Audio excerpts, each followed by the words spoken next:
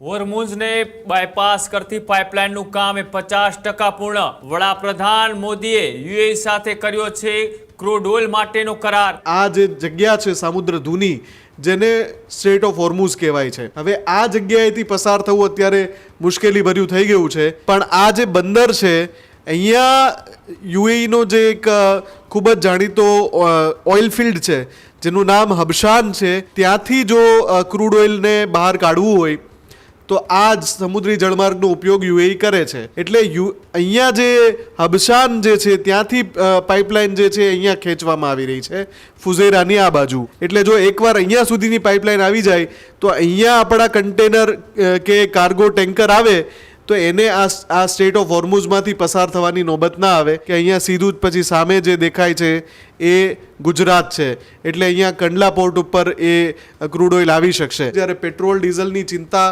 આખા દેશમાં છે ત્યારે ક્રૂડ ઓઇલનો જથ્થો ક્યાંથી આવશે તો એમાં આ એક મોટી રાહતનો ઉમેરો કહી શકાય. આખો વિડીયો જોતા પહેલા હજુ પણ અમારી ચેનલને સબસ્ક્રાઇબ નથી કરી તો યુટ્યુબ પર સબસ્ક્રાઇબ કરો અને ફેસબુક અને ઇન્સ્ટાગ્રામ પર ફોલો કરો.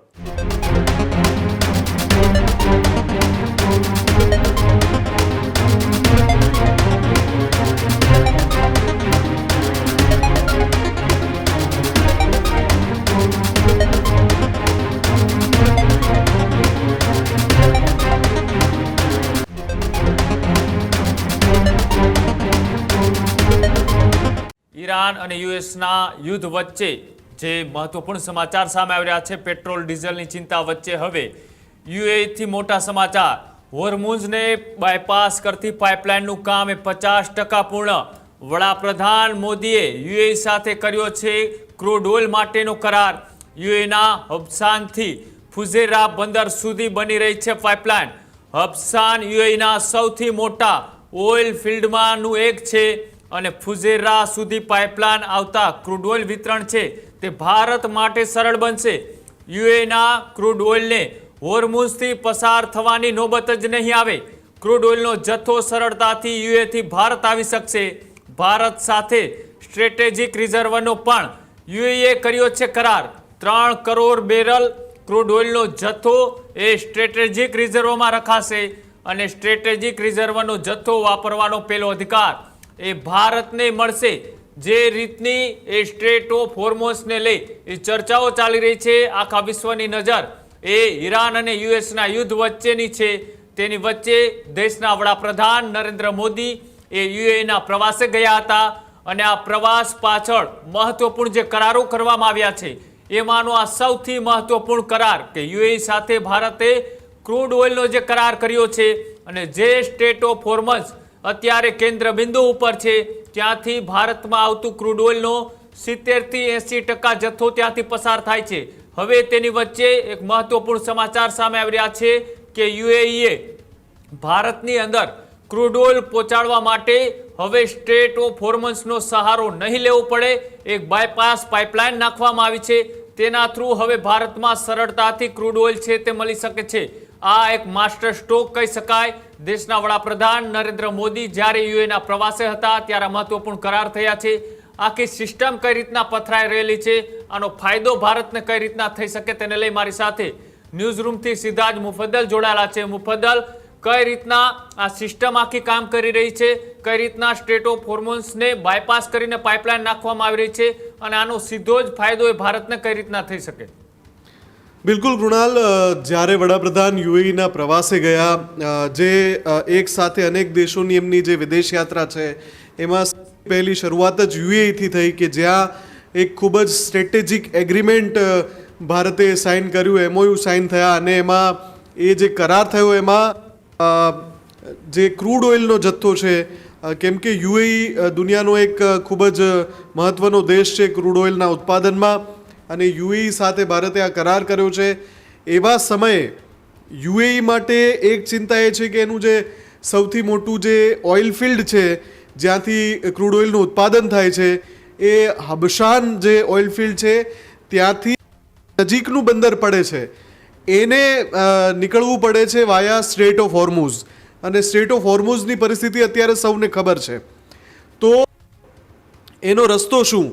તો જે ક્રૂડ ઓઇલની જે પાઇપલાઇન છે એ યુએઈ જે બનાવી રહ્યું છે એ પાઇપલાઇન સ્ટેટ ઓફ હોર્મુઝ બાયપાસ કરે એ રીતે બનાવી રહ્યું છે. અને અત્યારે જે મોટા સમાચાર છે, જ્યારે ભારત પેટ્રોલ અને ડીઝલની જે પરિસ્થિતિ છે એ જોતા રાહતના સમાચાર એ છે કે આ પાઇપલાઇનનું 50% કામ પૂર્ણ થઈ ગયું છે સત્તાવાર રીતે, અને બાકીનું 50% કામ છે 2027ની શરૂઆત સુધીમાં પૂર્ણ કરવાની ગણતરી છે. પણ અહેવાલ એવા પણ આવી રહ્યા છે કે યુએઈ એના ઉપર એટલી ઝડપથી કામ કરી રહ્યું છે, બહુ જલ્દી એ પાઇપલાઇનનું કામ પૂર્ણ થઈ જશે. હવે જે સ્ટ્રેટ ઓફ હોર્મુઝ છે, આ ગૂગલ અર્થના માધ્યમથી જો આપણે જોઈએ તો આ જે નકશો છે અત્યારે દુનિયામાં ખૂબ જ ચર્ચામાં છે. અને આ જે નકશો છે એ સ્ટેટ ઓફ હોર્મુઝનો છે. અહીંયાથી આ જે પસાર થવાય છે આ ઈરાન છે, અને આ જે જગ્યા છે સામુદ્ર ધુની જેને સ્ટ્રેટ ઓફ હોર્મુઝ કહેવાય છે. હવે આ જગ્યાએથી પસાર થવું અત્યારે મુશ્કેલી ભર્યું થઈ ગયું છે. પણ આપણે જે કરાર કર્યો છે એ યુનાઇટેડ આરબ એમિરાત સાથે કર્યો છે, યુએઈ સાથે. અને આ જે એના બંદરો છે અહીંયા, એમાં દુનિયાના સૌથી જાણીતા શહેરો દુબઈ અને અબુધાબીનો પણ સમાવેશ થાય છે. પણ આ જે બંદર છે અહીંયા યુએઈનો જે એક ખૂબ જ જાણીતો ઓઇલ ફિલ્ડ છે જેનું નામ હબશાન છે, અને જે હબશાન ઓઇલ ફિલ્ડ છે ત્યાંથી જો ક્રૂડ ઓઇલને બહાર કાઢવું હોય તો આ જ સમુદ્રી જળમાર્ગનો ઉપયોગ યુએઈ કરે છે. અત્યારે શું થયું છે કે જેટલો પણ અહીંયા જથ્થો જે આ કાંઠે આવે છે એને બહાર લઈ જવા માટે આ સમુદ્રી જળમાર્ગનો ઉપયોગ કરવો પડે છે. પણ યુએઈનું એક બહુ જ મોટું જે ક્રૂડ ઓઇલનું જે ભંડાર છે એ અહીંયા ફુજૈરામાં છે. અને ફુજૈરા આ જે હોર્મુઝ સામુદ્ર ધુની છે એની પછી આવે છે. એટલે અહીંયા જે હબશાન જે છે ત્યાંથી પાઇપલાઇન જે છે અહીંયા ખેંચવામાં આવી રહી છે ફુજૈરાની આ બાજુ. એટલે અહીંયાથી સીધું પછી તમે ઓમાનના અખાતમાં આવી જાઓ છો. આ જે વિસ્તાર છે એ ઓમાનનો અખાતનો વિસ્તાર છે. એટલે જો એકવાર અહીંયા સુધીની પાઇપલાઇન આવી જાય તો અહીંયા આપણા કન્ટેનર કે કાર્ગો ટેન્કર આવે તો એને આ સ્ટેટ ઓફ હોર્મુઝમાંથી પસાર થવાની નોબત ના આવે. અહીંયાથી પછી આ દરિયાકાંઠાનો ઉપયોગ કરીને પછી ઓમાનની ખાડીમાંથી, જેમ આપણે જાણીએ છીએ કે અહીંયા સીધું જ પછી સામે જે દેખાય છે એ ગુજરાત છે, એટલે અહીંયા કંડલા પોર્ટ ઉપર એ ક્રૂડ ઓઇલ આવી શકશે. એટલે સૌથી મોટી રાહતની વાત એ છે કે માની લો કે સ્ટેટ ઓફ હોર્મુઝમાં સંકટની સ્થિતિ બનેલી રહે છે તો યુએઈની આ પાઇપલાઇન ફુજૈરામાં જે ઓઇલ રિઝર્વ છે ત્યાંથી ઓઇલ ભરવા દેશે, અને ઓમાનના અખાતમાંથી થઈને સીધું જ ગુજરાતમાં કંડલા પોર્ટ સુધી ક્રૂડ ઓઇલ આવી શકશે. એટલે આ ખૂબ જ મોટી રાહતના સમાચાર છે. અને સૌથી મોટી વાત છે કે સત્તાવાર રીતે 50% એ પાઇપલાઇનનું કામ પૂર્ણ થઈ ગયું છે. અને જેટલી ઝડપથી એ કામ ચાલી રહ્યું છે, સૂત્રો કહી રહ્યા છે કે જે ટાર્ગેટ છે એટલે લક્ષ્ય જે છે એનાથી પણ ખૂબ વહેલા એ પાઇપલાઇનનું કામ પૂર્ણ કરાશે, અને ઝડપથી ફુજૈરાથી સીધું જ અહીંયા સપ્લાય થઈ શકે. એટલે એક નવો શોર્ટકટ. અને યુએઈ સાથે જે 3 કરોડ બેરલ ક્રૂડ ઓઇલ જે ભારતમાં રાખવાનું અથવા એકઠું કરવાનો જે કરાર થયો છે એના ભાગરૂપે પુરવઠો ભારત સુધી પહોંચવા લાગશે. આ 3 કરોડ જે બેરલ છે એ ભારતમાં રાખવાની વાત જે કરારમાં થઈ છે એ 3 કરોડ બેરલ આમ તો યુએઈના સ્ટ્રેટેજિક રિઝર્વનો ભાગ છે, પણ ભારતે કરાર એવો કર્યો છે કે એને વાપરવાનો પહેલો અધિકાર ભારત છે, એ પછી એ બીજો અધિકાર યુએઈનો રહેશે. એટલે કૃણાલ, ખૂબ જ અગત્યના સમાચાર છે અને રાહતના પણ સમાચાર છે. જ્યારે પેટ્રોલ ડીઝલની ચિંતા આખા દેશમાં છે ત્યારે ક્રૂડ ઓઇલનો જથ્થો ક્યાંથી આવશે તો એમાં આ એક મોટી રાહતનો ઉમેરો કહી શકાય. કૃણાલ, તો જે રીતના એ સ્ટ્રેટ ઓફ હોર્મુઝ અત્યારે સૌથી કેન્દ્ર બિંદુ રહ્યું છે, તમામ એ વિશ્વની સંકટ એ અત્યારે તેની ઉપર મંડરાયેલું છે કે જો સ્ટ્રેટ ઓફ હોર્મુઝ આગામી દિવસોની અંદર એ ખુલ્લે નહીં તો પછી એ ક્રૂડ ઓઇલ છે તે દિવસે ને દિવસે મોંઘું થતું જાય. તેની સીધી જ અસર છે તે સામાન્ય લોકો ઉપર પડી શકે, અને સાથે સાથે એ જે સરકારના ડેવલપમેન્ટના કામો હોય કે પછી ફાર્મર્સ હોય કે પછી સામાન્ય વ્યક્તિ હોય, આ તમામની ઉપર એની અસર પડે. પણ તે તમામની ઉપર અસર ના પડે તે માટે દેશના વડાપ્રધાન નરેન્દ્ર મોદી જ્યારે યુએઈના પ્રવાસે હતા ત્યારે આજે બાયપાસ પાઇપલાઇન કરવામાં આવી છે. આ પાઇપલાઇનનો સીધો જ ઉપયોગ એ ભારત કરી શકે અને ત્યાંથી સીધું જ ક્રૂડ ઓઇલ છે તે ભારત આવી શકે તેમાંનું એ કરાર છે તે કરવામાં આવ્યા છે.